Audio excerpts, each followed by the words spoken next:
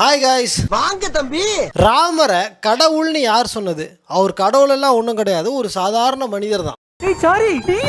அதுவும் தப்பு பண்ண குற்றவாளி, ஒரு பாவி, புத்தி சாதனம் இல்லாதவர் அவரு.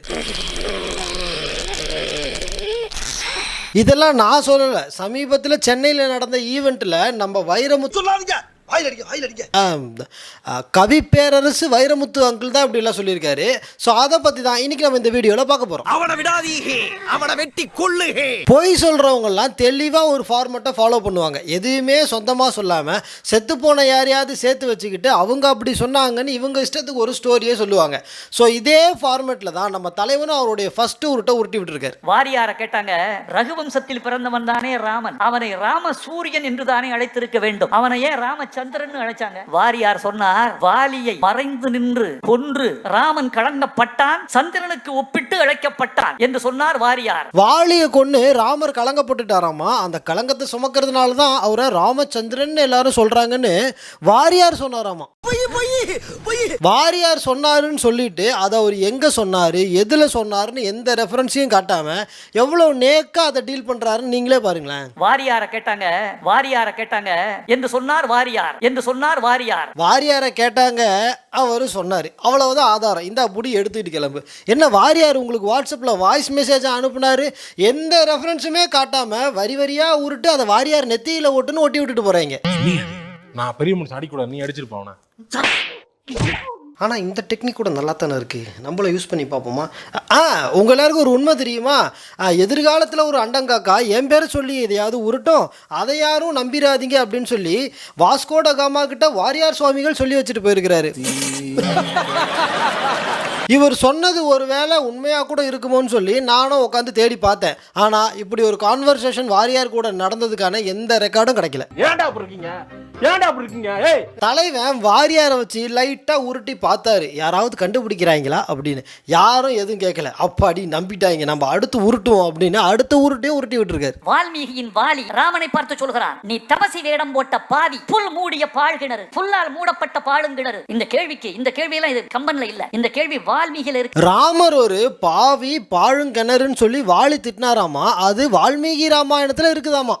மாட்டு துணியை தூக்கி பார்த்த மூதேவி. பெரிய ஆய்வாளர் மாதிரி எல்லாம் பேசாதீங்க. வால்மீகி ராமாயணம் கிஷ்கிந்தா காண்டம் 17வது சர்க்கத்தில் மொத்தம் 53 பாட்டு இருக்கு. ஃபுல்லா படிச்சுட்டேன். இவர் சொன்ன மாதிரி இந்த பாவி பாழுங்கணறுன்னு எந்த டயலாகும் அதுல கிடையாது. சொன்னதே போய் அதுக்கு எவ்வளவு அழகா பவுடர் எல்லாம் போட்டு பியூட்டிஃபுல்லா சொல்றாருன்னு பாருங்களேன். புல்லால் மூடப்பட்ட பாழுங்கிணறு, நான் கால் வைத்தால் இறந்து விடுவேன், அமிழ்ந்து விடுவேன், ஆழ்ந்து விடுவேன், அழிந்து விடுவேன். ராமர் புல்லால் மூடப்பட்ட பாழ்கிணறாமா, அதுல கால் வச்சா இறந்து விடுவேன், ஆழ்ந்து விடுவேன், அமிழ்ந்து விடுவேன், அழிந்து விடுவேன்.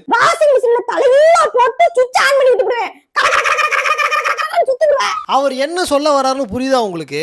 ராமரை கும்பிட்டா வீணா போயிருவீங்கன்னு அவர் மனசுல இருக்க வன்மத்தை தான் வர்ணிச்சு சொல்லிக்கிட்டு இருக்காரு. இறந்து விடுவேன், அமிழ்ந்து விடுவேன். அந்த வாயில் ஆய் போயிட்டு மூடாத. அதுவும் எவ்வளவு கான்பிடென்ட்டா உருட்டுறாருன்னு பாருங்களேன். இந்த கேள்வியெல்லாம் இது கம்பன்ல இல்ல, இந்த கேள்வி வால்மீகில இருக்கு. இந்த கேள்வி எல்லாம் கம்பன்ல இல்ல, வால்மீகில இருக்கு. வால்மீகி ராமாயணத்துல இருக்கு, நீ பார்த்த. இவர் சொன்ன மாதிரி ராமர் பாழுங்கணறு கால் வச்சா அழிஞ்சிருவீங்கன்ற டயலாக் எல்லாம் கிஷ்கிந்தா காண்ட் இல்ல, மொத்த வால்மீகி ராமாயணத்திலுமே எங்கேயுமே கிடையாது. இருந்தா எடுத்துக்காட்ட சொல்லுங்க பாப்போம். பதில் தெரியாதவன்ட்டு கேள்வி கேட்டா கூட தேடி பூச்சி ஏதாவது தப்பாவது பதில் சொல்லுவான், எனக்கு கேள்வியே தெரியாத. ஆக்சுவலா இவர் மனசுல இருக்க வன்மத்தெல்லாம் வாலி சொன்னதா உருட்டிட்டு இருக்காரு. இருந்தாலும் பரவாயில்ல, எதுக்கு ஒரு தடவை கிராஸ் செக் பண்ணி பாத்துக்கலாம் அப்படின்னு சொல்லிட்டு கிஷ்கிந்தா காண்டத்தை எடுத்து படிச்சேன். அதுல என்ன போட்டிருக்குன்னு தெரியுமா சார்? அந்த ஹிஸ்டரி ஜியோகிராஃபி என்னன்னு கொஞ்சம் சொல்றீங்களா? ராமர் ஒரு பாழுங்கிணறு, அதுல கால் வச்சா நான் அழிஞ்சு போவோன்னு வாலி சொன்னாரு. கிஷ்கிந்தா காண்டம் 17வது சர்க்கம் 16 and 52வது பாட்டுல என்ன சொல்லுதுன்னு தயவு செஞ்சு போய் படிச்சு பாருங்க. ராமருடைய கையால என்னை கொன்னதால என் பாவம் எல்லாம் போயிடுச்சு, நான் இப்ப சொர்க்கத்துக்கு போறேன்னு தான் வாலி சொல்லியிருக்காரு. இது மட்டும் இல்ல, கிஷ்கிந்தா காண்டம் 18வது சர்க்கம் 52வது பாட்டு என்ன சொல்லுதுன்னா, oh Ram, only dear son of mine needs your protection. Vali அவருடைய மகனை ராமருக்கே தத்து கொடுத்துட்டு இனிமே இவனை நீ தான் பார்த்துக்கணும் அப்படின்னு சொல்லி ஒப்படைச்சிட்டு போறாரு. கர்த்தரையே நீ பாடு, சக்கரையே வராது, கர்த்தரையே நீ பாடு, சக்கரையே வராது. ஆக மொத்தத்துல ராமர் ஒரு பாலுங்கிணறு கால் வச்சா அழிஞ்சிருவீங்கன்னு சொன்னது வாலியோ வால்மீகியோ இல்ல, இந்த புரிஞ்சிருக்கும்னு நினைக்கிறேன்.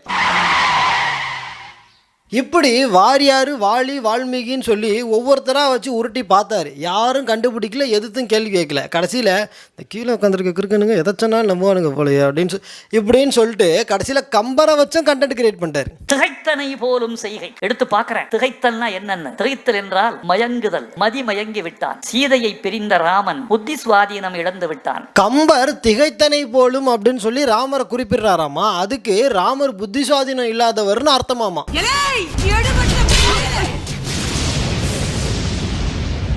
திகச்சு போகிறது இந்த வார்த்தை இன்றைக்கி நம்மக்கிட்ட புழக்கத்தில் இருக்குது. அண்ட் அந்த வார்த்தைக்கு என்ன அர்த்தம் அப்படின்றது நம்ம எல்லாருக்குமே தெரியும்.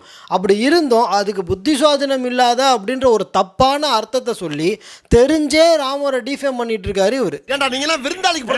நானும் இந்த திகைத்தல்ன்ற வார்த்தைக்கு புத்தி சுவாதீனம் இல்லாத அப்படின்ற அர்த்தத்தை எங்கேயாவது ஒரு மூலையிலையாவது கிடைக்குதா பார்ப்போம்னு சொல்லி தமிழ் அகராதி சொற்களஞ்சியம்லாம் எடுத்து தேடி பார்த்தேன். இந்த வார்த்தைக்கு கிட்டத்தட்ட 52 அர்த்தத்தை கொடுத்து வச்சுருக்காங்க. ஆனால் இந்த புத்தி சுவாதீனம் இல்லாத அப்படின்ற அர்த்தம் மட்டும் எந்த அகராதியிலையும் கிடையாது. ஆஹா சூனா போனா ஒவ்வொருத்தர் இருக்க வேகத்தை பார்த்தோம்னா அவன் அருமை வறுமைக்கு ஆபத்து வந்துடும் போல் இருக்கடா.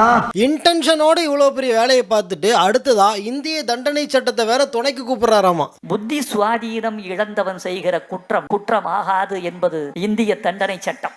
இந்திய தண்டனை சட்டத்தின் 84ஆம் பிரிவு சொல்லுகிறது, புத்தி மாறாட்டத்தால் ஒருவன் ஆற்றுகிற காரியத்தை குற்றம் என்று அவன் மீது சுமத்த முடியாது என்பது இந்திய தண்டனை சட்டம் சொல்லுகிற செய்தி. 84ஆம் பிரிவு இந்திய தண்டனை சட்டம் பிரிவு 84 படி புத்தி சுவாதீனம் இல்லாதவர்கள் செய்யும் குற்றம் குற்றமாகாது. சே, இவர் வெறும் கவிஞர் தான் நினச்சா சட்டமெல்லாம் பேசுகிறாரு, லாவல் எல்லாம் பூந்து விளையாடுறாரு. இதெல்லாம் டேலண்டான ஆளாக தான் இருப்பார் போல. ஐயோ பைபிள்ல ஏதோ பிளான் பண்ணுது. ஆமாம், நடுவில் அது என்னமோ அந்த செக்ஷன் நம்பர்லாம் சொன்னார், அதை திரும்ப ப்ளே பண்ணுங்க.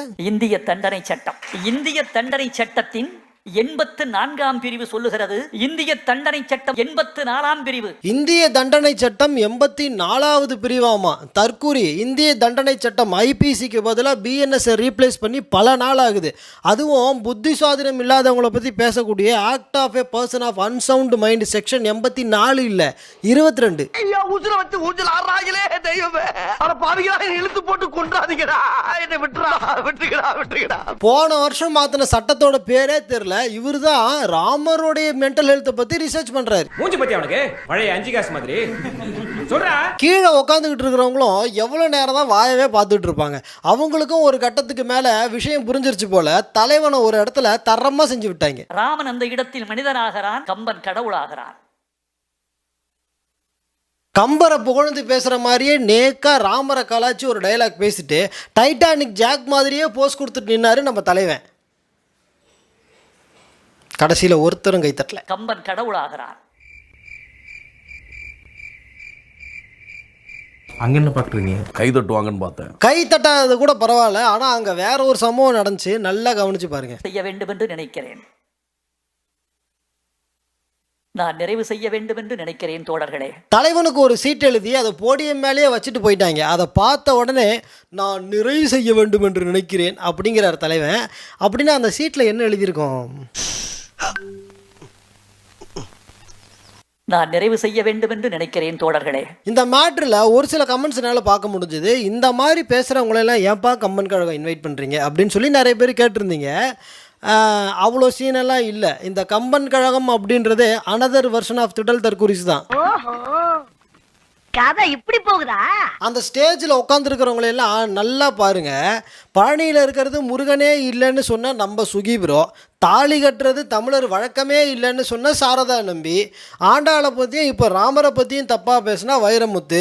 ஆனால் இந்த குரூப்புக்கு பேர் கம்பன் கழகம். எனக்கு தெரிஞ்சு இந்த குரூப்லேயே இலங்கை ஜெயராஜையா மட்டும்தான் தமிழுக்காக பேசுகிறவர். அவரும் இலங்கையில் இருக்கிறதால தப்பிச்சார், இங்கே இருந்திருந்தா அவரையே மாற்றிருப்பாங்க. ஸோ காய்ஸ், இந்த வீடியோ உங்களுக்கு பிடிச்சிருந்தா லைக் ஷேர் கமெண்ட் எல்லாரும் பண்ணிருங்க. அண்ட் சப்ஸ்கிரைப் பண்ணாமல் நம்ம வீடியோ பார்க்குறவங்க உடனடியே சப்ஸ்கிரைப் பண்ணிடுங்க. அப்புறம் அந்த சூப்பர் தேங்க்ஸ்.